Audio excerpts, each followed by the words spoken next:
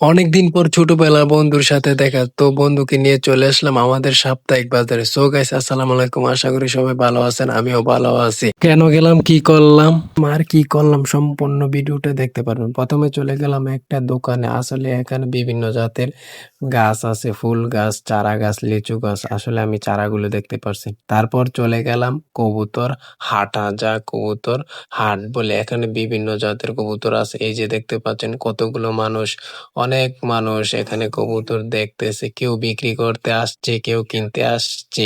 আসলে দেখতে পাচ্ছেন কত জাতের কবুতর, এই যে থাক থাক করে সাজিয়ে রেখেছে খাঁচার মধ্যে। এখানে বিভিন্ন জাতের কবুতর আছে, এই যে দেখতে পাচ্ছেন সাদা, কাল। আসলে সব জাতের কবুতর পাবেন। তারপর চলে গেলাম পাখিওয়ালাদের কাছে খরগোশ কিনতে। আসলে মূলত আমরা বাজারে আসার উদ্দেশ্য ছিল খরগোশ কেনার জন্য। এইরকম পাখিওয়ালাদের কাছে খরগোশ পাওয়া যায়। জিজ্ঞাসা করলাম খরগোশ আছে? পাখিওয়ালা বলল নাই তো, খরগোশ তো নাই।